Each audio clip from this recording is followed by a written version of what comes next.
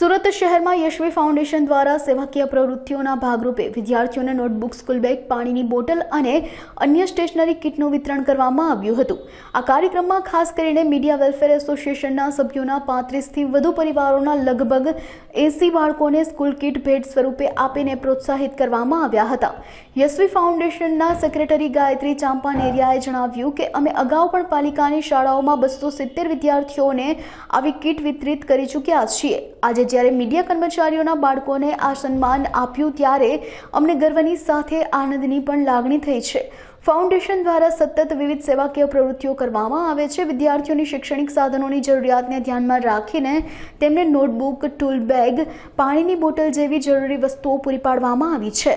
Parul Madik, vice president Surat media welfare association. Surat media welfare association સામાન્ય રીતે સુરતમાં જેટલા પણ મીડિયા કર્મીઓ દિવસ રાત દોડીને સુરતીઓ સુધી સમાચાર પહોંચાડે છે, તો એવા મીડિયા કર્મીઓ માટે સુરત મીડિયા વેલફેર એસોસિએશન અવારનવાર કાર્યક્રમો કરતી રહે છે। પછી મેડિકલ હેલ્થ ચેકઅપની વાત હોય કે પછી બીજા કોઈ પણ નાના મોટા કાર્યક્રમ। તો આ વર્ષે વિચાર કર્યો હતો કે મીડિયા કર્મીના જેટલા પણ સંતાનો છે એમના અભ્યાસ માટે એમને નોટબુક અને સ્કૂલ કિટ વિતરણ કરવામાં આવે। તો યશવી ફાઉન્ડેશનના માધ્યમથી આ જે વિચાર હતો એ સાકાર થયો છે ને આજે યશવી ફાઉન્ડેશનના માધ્યમથી સુરત મીડિયા વેલફેર એસોસિએશન વતી જેટલા પણ મીડિયા કર્મીઓ છે, લગભગ 35 મીડિયા કર્મીઓના 70થી વધુ બાળકોને આજે નોટબુક અને સ્કૂલ કિટ વિતરણ કરવામાં આવી છે। મારું નામ ગરિમા કક્કડ છે। હું હાલમાં યશવી ફાઉન્ડેશન ચેરિટેબલ ટ્રસ્ટમાં એડમિન હેડ તરીકે કામ કરી રહી છું અને આજે જે અમને આ સૌભાગ્ય મળ્યો એના માટે મારે થોડીક ચર્ચા કરવી છે કે મીડિયા સાથીઓએ કેટલું ઘણું આપણને આપ્યું છે। અમે એમ તો